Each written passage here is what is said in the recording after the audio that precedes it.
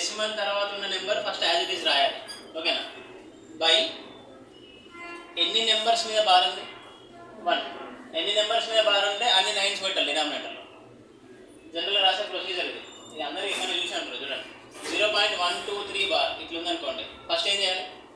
1 2 3 divided by 9 9 3 numbers మీద ఉంది కాబట్టి.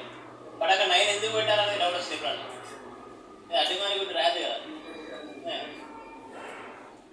ఇది ఇప్పుడు ఎక్స్పెన్షన్ చేస్తే ఇప్పుడు